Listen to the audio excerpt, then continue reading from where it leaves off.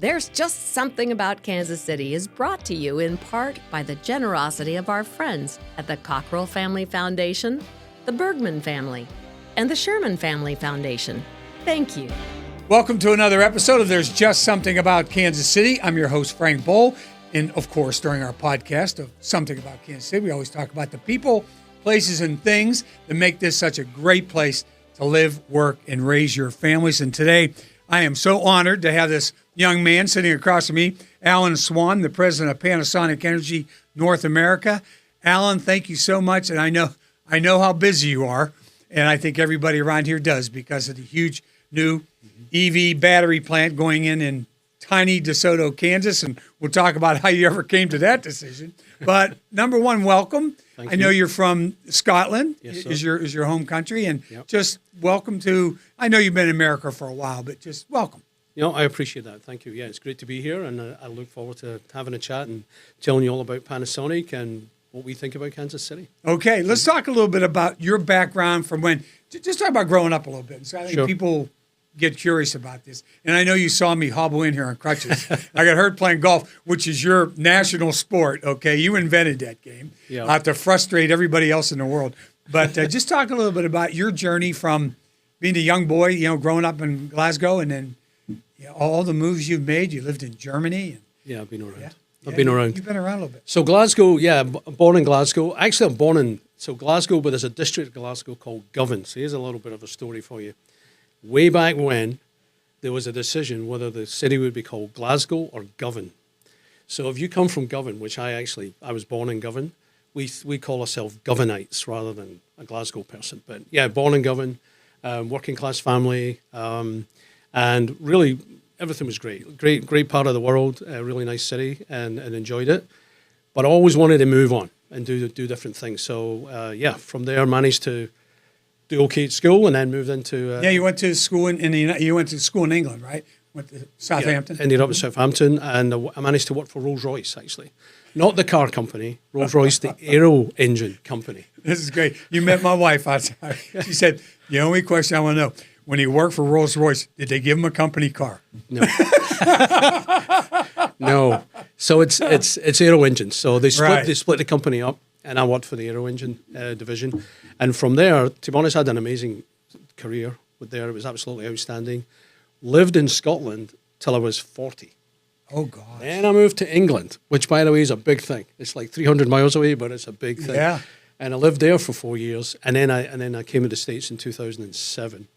And believe it or not, it was Indiana. So Indianapolis is where Rolls-Royce had a huge plant that made military product. Right. This is their defense department. I don't know people, especially engines. They make the engines. Yeah, V-22, C-130s, Yes. all those engines are made in Indiana. Wow. So I came over there and enjoyed it. I was on a 2-year assignment to come over to America, get some experience, work in a different culture, etc. And I'm still here. Yeah. So I clearly enjoyed. But plus, you changed companies. I'll talk about that in a second for you. Yeah. The other thing about Indiana and Rolls-Royce, just quickly, C-130s, V-22s, amazing people, all military products. So it really is an honor to work with them and be with them. It was outstanding, and I had a pretty good role. I ran the operations there. And amazing people, like I said. They also make the lift fan. Lift fan is the vertical takeoff jet. Oh yes, the jet that can take vertically off. takes off and vertical lands. That product is actually a Rolls-Royce product, and the lift fan is made in Indianapolis as well. So a big shout out to the American workforce because they did a hell of a job, and that's a hell of a product. So. Yeah, you know what? I think when they had the flyover at Arrowhead this past week, I think those were the planes that they had to. Wow. You can see they're flying like this, but the propellers were up here. You got it. They came over. I'm pretty sure that's the plane that flew over. So that's pretty interesting. Yeah. You got it. So that brought me to America, and family came over and everything like that. Really, really good. Really enjoyed it. So what were your thoughts of, okay, now I'm leaving, my hometown's only 300 miles away. Now all of a sudden I'm going across the ocean. What were your thoughts, your family thoughts, the discussions about doing that? Okay, so I'm a bit of a nomad. So for me, it's like, we're going to do this, right? Okay. That's it. I had to pull the family along a little bit, to be fair. They were like, oh, really? We're going to do this? And anyway, we did it. But what it did for my children, I've got 3 children, 2 boys and a girl. What it did for them is it opened their minds up hugely. And now and I see the difference in them quite alarmingly in a good way, right? You can see a huge difference in them. So that was really cool. So as you said, I worked in Rolls-Royce, had a really nice job. Everything was cooking nicely. And then I got a tap on the shoulder saying, why don't you come in the Wild West, come in Nevada and join us. This is Panasonic, and join us. And we're making this battery for Tesla.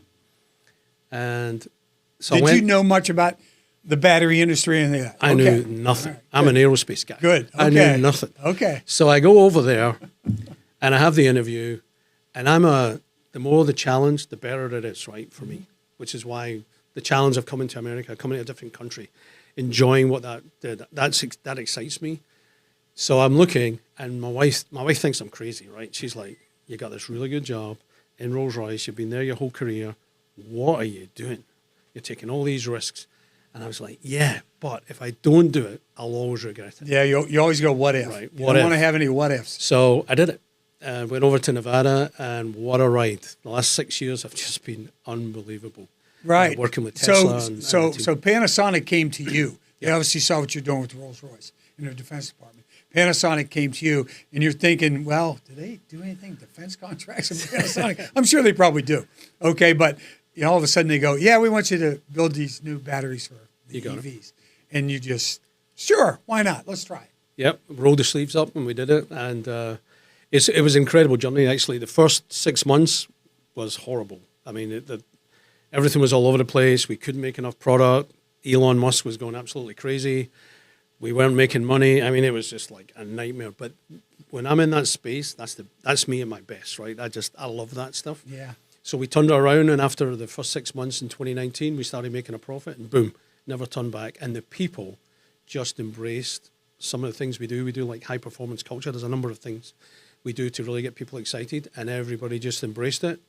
And we just got better and better. Yeah. And we're now at a place, I like to talk about this, we're now at a pace where 66 batteries a second are made in that factory. That's amazing. Which is off the charts. Yeah. Right. And, you're really, this business has really turned around. Right. And they're trying to, and there's still a lot to do. Like, I think you said it, and I think I see it quoted somewhere. You're a 5-year startup in a 100-year-old company. You got it. That's exactly right. You're just like a startup company, this EV thing. You got Panasonic's been doing what they've been doing for 100 years. And, right. And all of a sudden they're going to do this startup. And right. that's not easy to do. Oh, no, 100%. I mean, most startups don't survive, right? Right. I mean, it's tough because you can make a product in a lab for sure. You can make a product, but that's tough too. But you can make it in a lab and it works out. Trying to take it in mass production is a whole different ballgame, and we managed to do that. We pulled that off. The electric industry has also kicked off. So now everybody's talking about electric cars. There's buses, there's trucks, right. There's trains. So it's coming. There's a new electric industry is definitely coming. So it's getting pretty exciting from that perspective. And when we did it, what you got to remember is back in 2018, which is when I joined Panasonic, everybody's like, Tesla are going to die. They're not going to make it. Right. I mean, they were thinking the electric industry was just going to go. And fortunately, the customer we have has a guy that leads it who's pretty much tenacious and just doesn't stop. Yeah. And we managed to break through. And we've been a great partnership with them, actually, in the last 6 years. It's been really cool. And now, of course, we're building a new factory here. Yeah, you're building a new factory in Soto. We'll talk about how in God's name you got to Kansas. But the deal is, so when you went to Nevada, obviously we talked about this just a little bit before you came in. Yep. And you're going, where are we going? Where? Sparks, Nevada? Where is Sparks, Nevada? I had no clue where Sparks, Nevada was. I'm sure you didn't, right? And you have to look on a map. But we talked about this before. You need a state that has a lot of land. Mm-hmm. That means they don't have a whole lot of people, but they have a lot of land, mm-hmm. and but they become a willing partner. Yes. How did that work with Nevada at first? Yeah, so it's interesting. A little bit of story is that the Tesla built their product in Fremont, California. And we were 6 miles inside Nevada State from California State. That's where Reno sits, right. The Sparks area sits.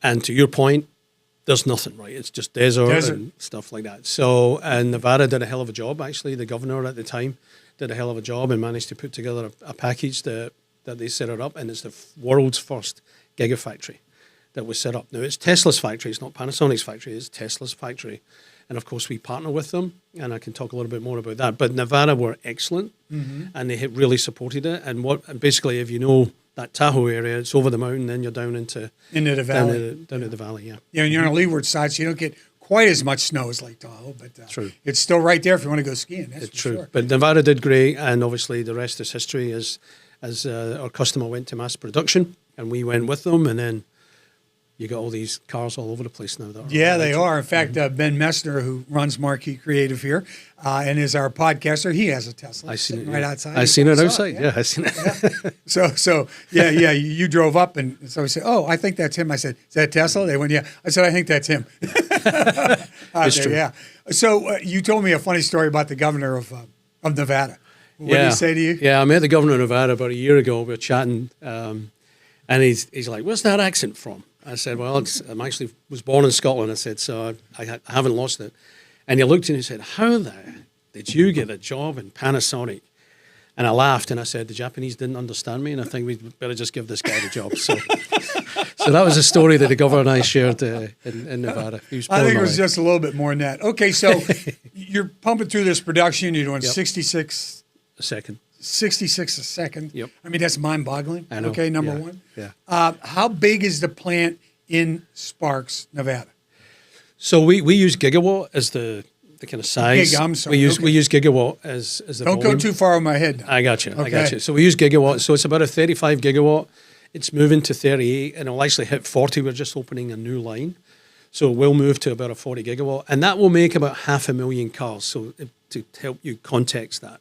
So 40 gigawatt makes about 500,000 product for our customer. Okay. Approximately. So it gives you an idea of the volume. So 40 gigawatt. Wow. Mm-hmm. And now how big? Okay, well, we'll talk about it. So is that set there pretty much? Are they as big as they're going to get? And that's why you now continue to expand from into different parts of the country? Great story. Or are you going to add on to the Sparks plant as well? Great story. So it's Tesla's plant. It's not our plant. Right. We're inside it, but it's their plant. And they are looking at, I would expect more expansion in Nevada, to be honest.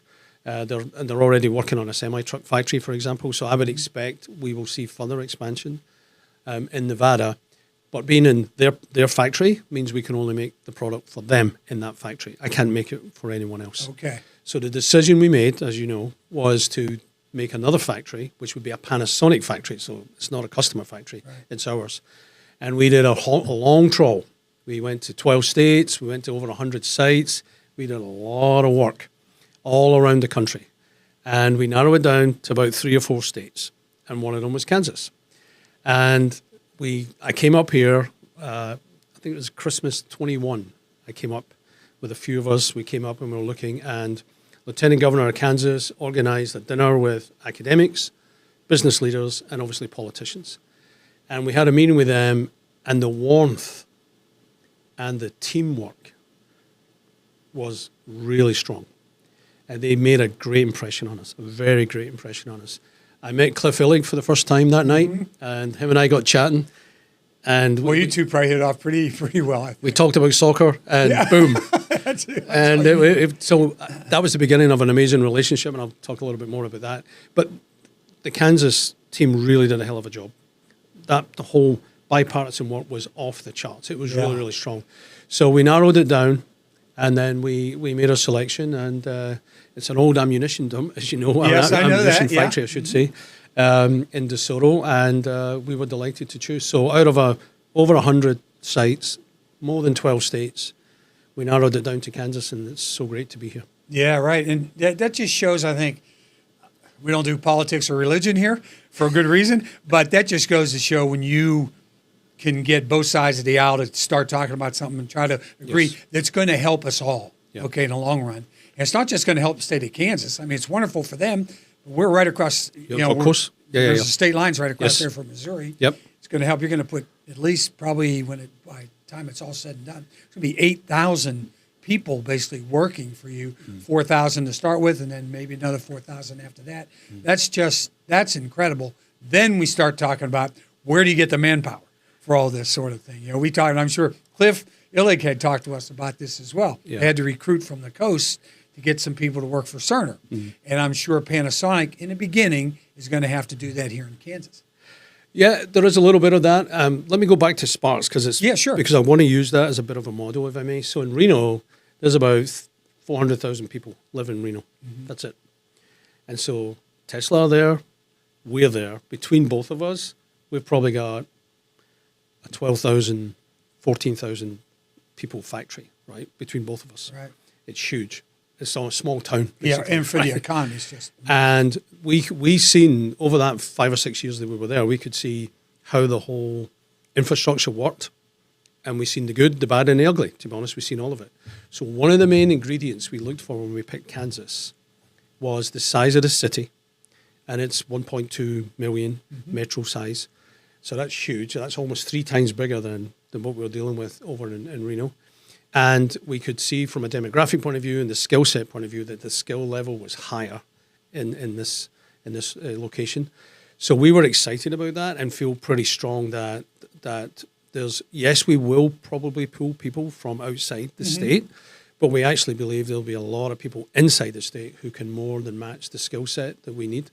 And will have a very successful time working for us and be successful for them and their families. Yeah, right. And then for the future, I think you had the great story about the mom who came up to you and talked about it. Yes, yeah. So when we did groundbreaking, the governor actually mentioned to me, she had residents come up to her and said, I'm really excited about this new factory because it means when my children are going to school, as in university, they might stay in Kansas because we normally lose a lot of the students because they have to go elsewhere for jobs. And if we can help with that, then that is perfect because that's one of the reasons we chose here. The primary reason was the friendship, the excitement, the work ethic that exists here.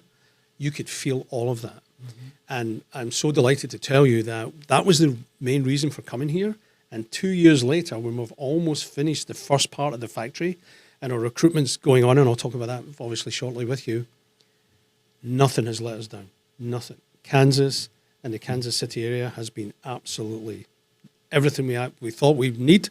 You've given us it and more. It's been outstanding. Yeah, right. Really, and I think there's probably a little bit of trepidation. I mean, you looked at 100 sites, 13 different states. Yeah. I mean, all of a sudden, it comes down to, okay, so we're going to DeSoto, Kansas, right? Everybody on board for that? Did you get anybody? Well, I'm not too sure. But since that time, it has worked perfectly for you. It has gone really well. We have not had a glitch. Obviously, touch wood, we have not had a glitch. Okay. It's gone really well, and everybody's been so supportive. All of the companies around here, the politicians, like I've mentioned, the business people, and the people in the communities have been very, very good. It's been really great. And you've had groundbreaking, and it's going up now. Yep. How soon before you are basically totally finished? I'm just going to say phase 1. Because if the EV industry goes the way everybody thinks it's going to go, okay, it's just going to get bigger. Okay, so we'll talk about phase 1 here with what you're doing out there in DeSoto. How close are you to open? So not to confuse everybody, so phase 1, using your term, is actually, I've got a wing 1 and a wing 2.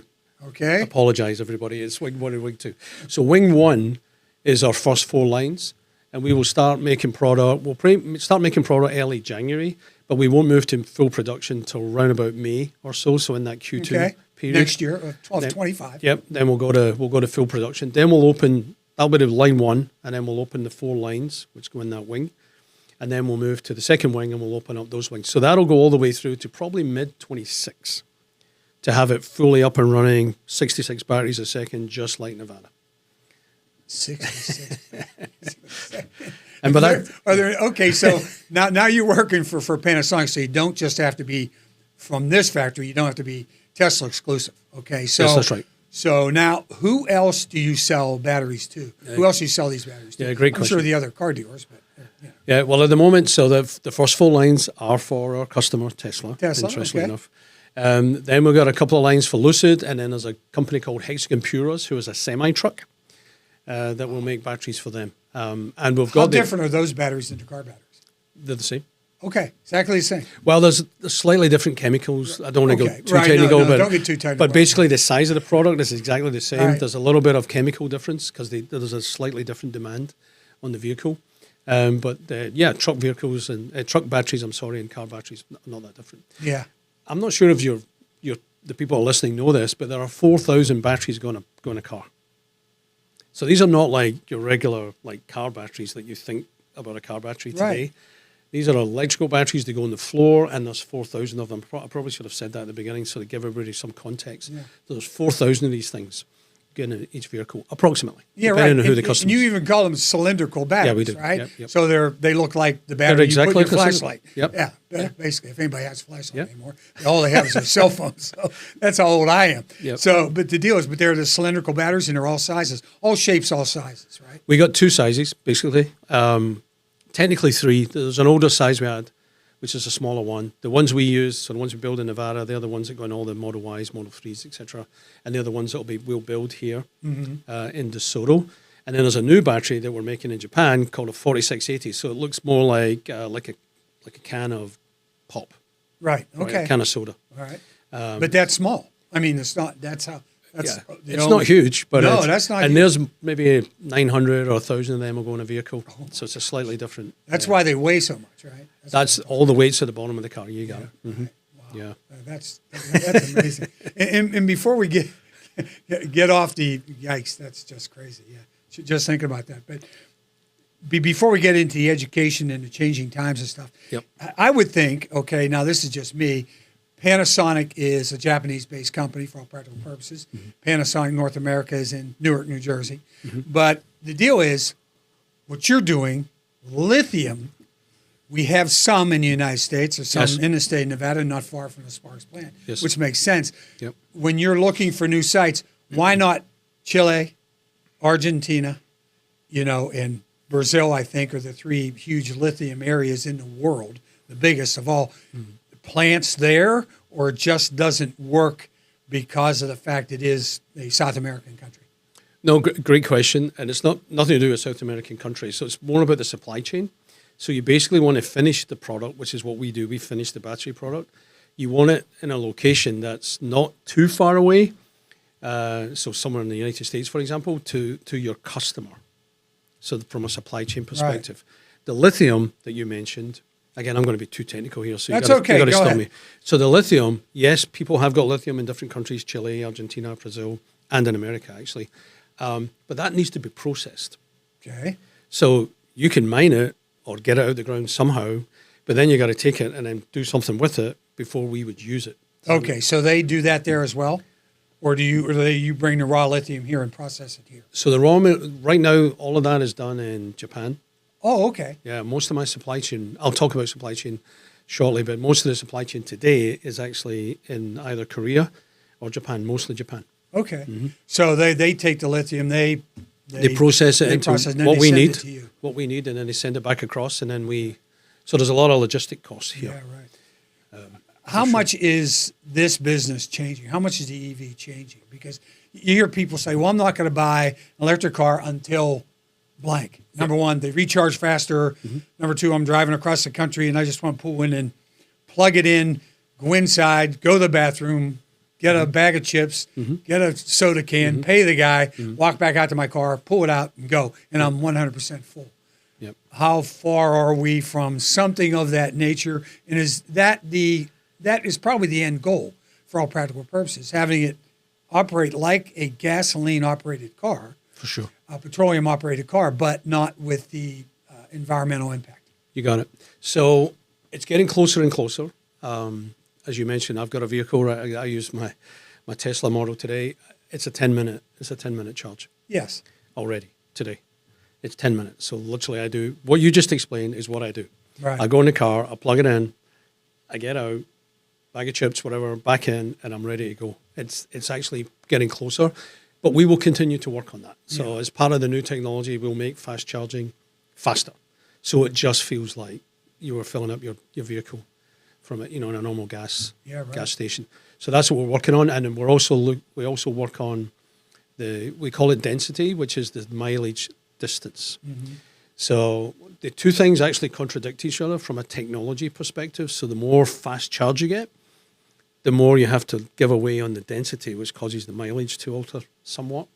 So, but we'll keep working on it, and what will eventually happen is the mileage will continue to improve, and then the fast charging will improve, and it will feel just like a gas vehicle. Yeah, just like a gas vehicle. Yeah, That is really, it's really interesting. I mean, the way it's going is extremely interesting because they're talking about they don't want any petroleum-based cars, new ones or whatever, in California by 2030 or something of that nature, which is 5 years down the road. That seems like, oh my gosh, is that possible? So, but it is continued research and development, and just pushing every step. Just forward, get better right? and better. I mean, we're on our fifth new chemical battery already, which is improving density and improving fast charging. We're already on our 5th generation, and we've been up and running in Nevada for 7 years, and we're already on our 5th generation. And we'll make a new generation in Kansas. Yeah. It'll be another generation of battery. So that technology will keep coming. I got to be honest, I don't know that 2030 makes sense to me. I see what they're doing in California. I think it'll take it'll take a little bit longer, and should, because people have to feel right. They have to feel good about it. The consumer has to feel good about it. But as they keep working it, the technology will keep coming, and then eventually more people will feel more comfortable that they'll be able to drive that distance, and when they get to a charger, they'll be able to charge it, and it'll do exactly what it wants. It's a little bit early at the moment. We're still early. So infrastructure, where the chargers are struggling. But I have noticed, I do a drive between Kansas and Indiana from time to time, and I have noticed there's a number of gas stations that have a whole bunch of chargers in the gas station, which is really interesting. Yeah. So they're kind of morphing towards that. Yeah, right. I would say if anyone now is going to build a normal gas station, now a new one, say, I'd almost think they would have to be thinking far enough ahead to go, we got to put 10 charging stations in there as well as 10 pumps. You got it. So that's exactly right. And then you see them. They're there. I see them when I'm driving. Especially truck stops now, if they're going to start put these things in tractor trailers, they're really going to demand it. You got it, exactly. Yeah. So the other thing is, if I can maybe drift into that, and you stop me if I'm getting a little bit too political here, but what America's done a really nice job, it's done a really good job, is putting together packaging that they can see what's happening, as you and I have just talked about, right? So eventually the gas car will change. It might be 10 years, it might be 20 years, but it's going to change because of the technology and the way it's happening. So eventually that's going to change. And right now, China's pretty much ahead of us by at least a decade, right? And so what the government have done a really nice job on is they've said, okay, we want to be number one. And they've began to put a lot of infrastructure to support this industry and help it grow. That's why, we're managing to do things like we are doing in the Soto, et cetera. So it's helping. So that infrastructure has been very helpful and will continue to be helpful, because we need to get at least parity with the Chinese, and we're not. They are way ahead of us. But as you do that, then you're protecting our auto industry and other things. And so it is the right thing to do, and it will help. But we are behind today. Yeah. And everybody would be on the same page. I mean, everybody is now working together. The auto industry's working. Yeah, right. we got to catch the Chinese here. Yeah, you got it, because you don't want them to be further ahead. No. And they're already ahead of us. When I say they're 10 years ahead, not necessarily technology, just the processes and the manufacturing processes. They've got their costs are really, really good, and we've got to catch up with that. Yeah. And so it's been set up already in the US government, which is great, and how they've set that up. I think that's going to be really successful. And then if I can go back to supply chain, what it's done is it's allowed us now to start ensuring that we're bringing on supply chain here in the United States. And there's 3 ways we do it. Number 1 is we have organic, brand new US suppliers moving into this technology. Number 2 is we have our Japanese companies and suppliers who already make the product and bringing them to the US. And then number 3, our Korean competitors are also bringing some of their suppliers into the US. So we can feed off those 3. And our expectation is we'll build that and have up to 50% of our supply chain will be here, right here in the USA, which is all about great jobs for people. And they're feeding off of you as well. Yes. Korea and Japan are feeding off of us and our technology. So this is a part 2 that is just fascinating stuff, okay? It's mind-boggling. It's fascinating. Just want the parents to pick up their ears here a little bit. We're talking about your kids now, okay? You have now partnered educational-wise and have already reached out to area colleges and places where you need a specific type of person in research and development. Maybe in some of the other areas, you can have people who just are just coming into basic industry, not really knowing what it's about, but want to learn about it. Talk about those partnerships that you're already, connecting with here in the area to really in this area. Yeah, spot on. So you were talking earlier about people and their jobs and the opportunity. Yeah, right. So we've got a curriculum that we've put together. We've worked very closely with a number of the community colleges. Johnson Community College in particular has been great. There's a number of others around. And we're working on this curriculum where they've actually created a curriculum for us. We put our apprenticeship training through that. So we're bringing people who have no knowledge of battery manufacturing, and we put them through this apprenticeship program, of which the community colleges are the foundation of that. Mm-hmm. And from there, they do that apprenticeship, and then they're able to come in and join the company, and they'll already have a certain amount of education as well as a certain amount of understanding. Yeah. So maintenance operators and stuff like that. And we've set all that up. That is in motion right now. There's already classes right now, and it's happening. And here's the beautiful thing that I love in particular, is we are touching people's hearts. So there's people as young as 16, 17, 18, I should say 18, who've come out of school, and they maybe didn't have a great academic start, and they're managing to find another way, and we give them a second opportunity. And I've got people at the other end of the scale who thought they were retired, they thought they were finished, and they had this opportunity, and they still had that hunger. And they're in the class. And watching all of them share their experiences, some of them new experiences, some of them, sharing the knowledge with the enthusiasm. All happening. And they are so excited. I met them all about 2 weeks ago, and they were so pumped up, and they're so excited. And they do change the world with the product they're making. That's what we tell them. So it's working really well. Great education system in place. Everybody, again, has been complimentary. They're all supporting us, and we're building up a workforce through that. And that's obviously just one way, but that's partly what we're doing. Besides Johnson County Community College, who else is on board with you, educational? There's a number of other colleges. I can't remember them all right now, that's fine. I understand. There's a number of them. All local. Yes, all local colleges. The whole junior college, Maple Woods, all of them are probably into the same thing. And, the college curriculum is changing. I mean, there's so many people that come back and tell you. In fact, we talked to Cliff Illig, your good friend, about this. The situation is the college education is not doing what we want it to do anymore. There's a lot of kids that don't need this psychology course or that philosophy course or that logic course. It's great to have it or whatever, but we need them in where their interest lies, where it'll keep them awake in class and just funnel them into what they want to do. And I think that falls right into what you're trying to do. 100%. And they've been very supportive. They've been really supportive, working with us and getting it done. At the other end, at the academic end, we signed an agreement with KU. So we're going to be putting a lab in place in KU. And again, they're working very strongly with us on curriculum. So that's more higher level academic. So it's kind of different end of the scale as such.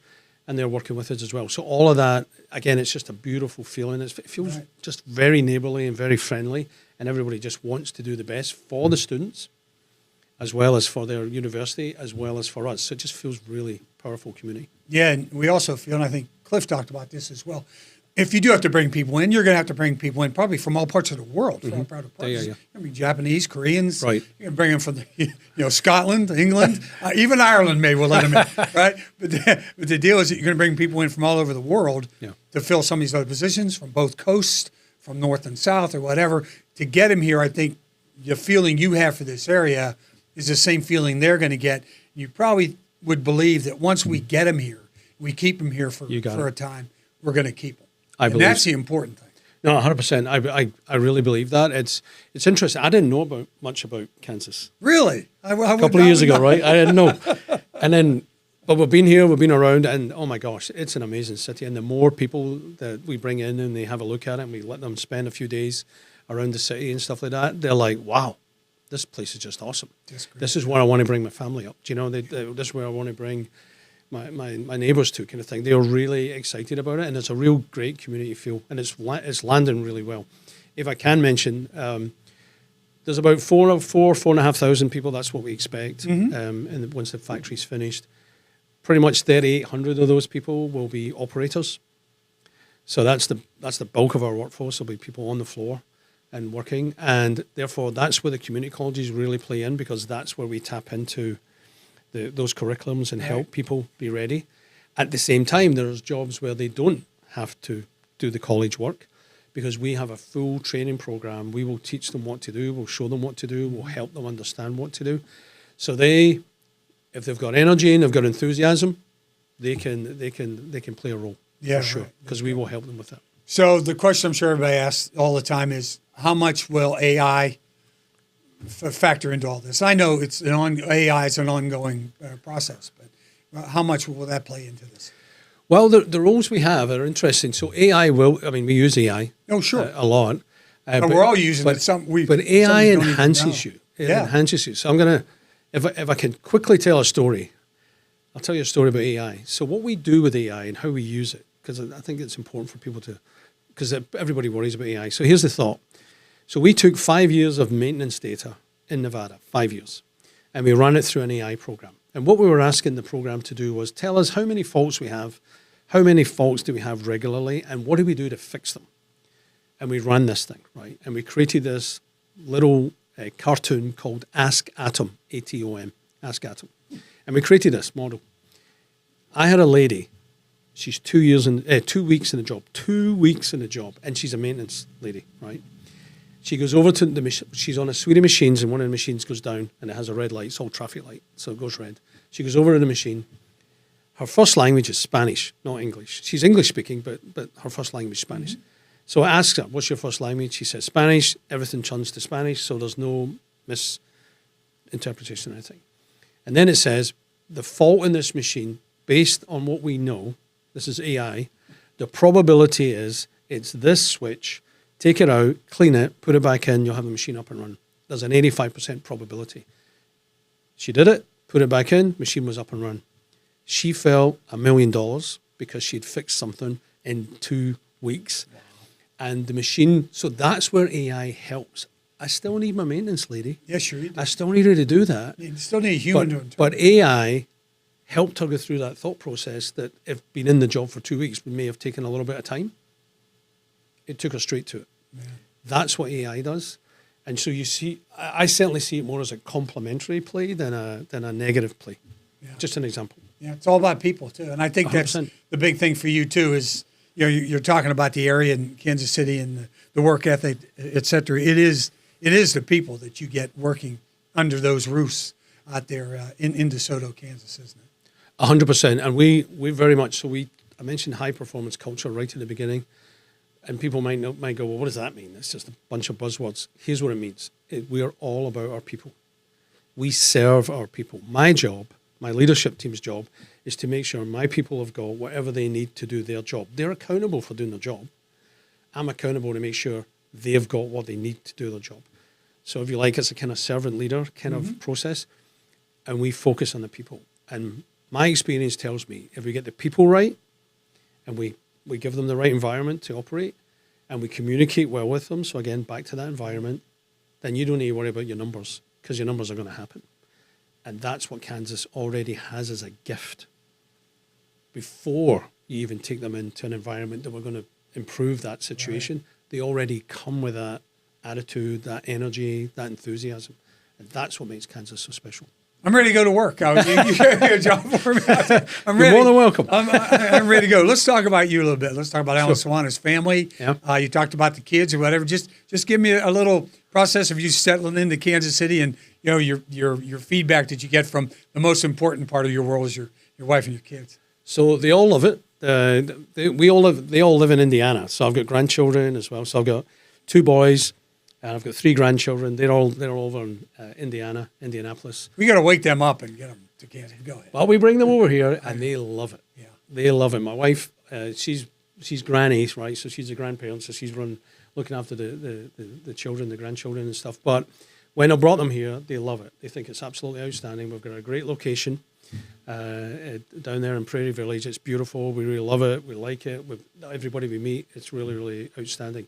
My daughter lives in the UK. She works for the BBC over there. Oh, really? So, and she's been over here, and she thought, Dad, this is the best place you've ever stayed. She loved it. She totally loved it when she came over. So that's us as a group. Like I say, a little bit split up, unfortunately. Yeah, for now. And Mummy Bear doesn't like that, right? No. She doesn't like that. She's got a child over in the UK and then grandchildren over in Indiana, and of course I'm like wherever I'm to be. But it's been amazing, and it's really, really enjoyable. Very, very peaceful, but enjoyable and friendly city. Yeah, right. And I know you love soccer. I know because I've seen you. You're a soccer coach, right? You're a certified soccer coach, correct? Yeah. Which to me sounds certified. You mean there's some place to go to school? There's a couple of dads out there on a Saturday or Sunday. No, they Talk do. to me about your soccer background. Yeah, so I couldn't play very well. I actually played rugby when I was a kid. Oh, okay, great.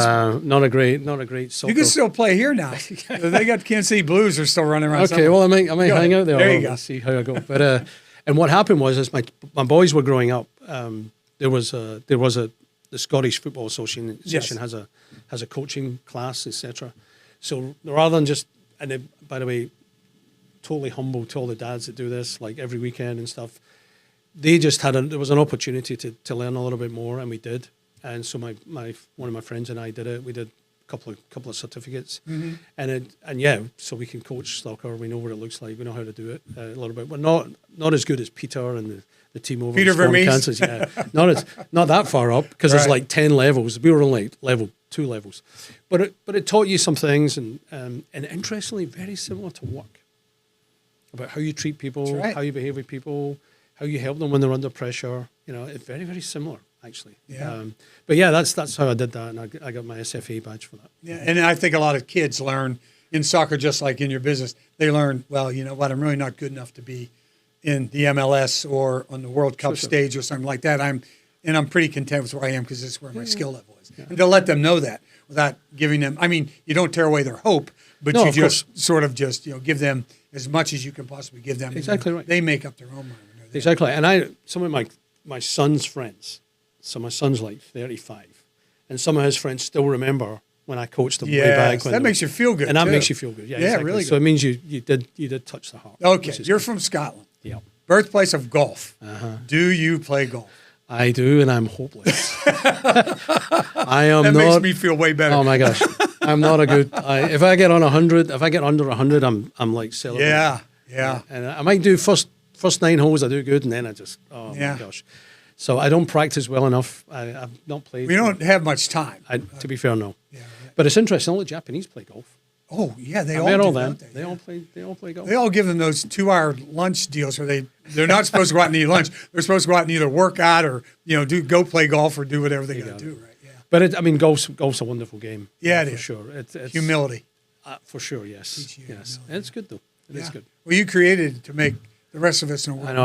I apologize to everybody who's listening. I'm sorry about that. Yeah. Allan, can't thank you enough for your time today. Of course. Absolutely terrific. All the best. Thank you. Not only for yourself and for Panasonic and for everything you're doing, but for this whole area where you're bringing all these people together and really helping out the economics of the area. It's just been well, like I said, everybody's helping us, so it's a two-way thing, and it's a very strong community, and looking forward to it. Well, good. Well, you and Panasonic and the EV plant out there in DeSoto, Kansas, you're one of the reasons why we always say there's just something about Kansas City. Thank you very much. There's Just Something About Kansas City is a registered 501c3 nonprofit organization with the mission of documenting the stories that have built our city to inspire and educate generations to come. Our work is made possible by the generous support of local partners such as the Cockrell Family Foundation, the Bergman family, and the Sherman Family Foundation. For more information about how you can help us share these stories, visit our website at somethingaboutKC.org. Thank you.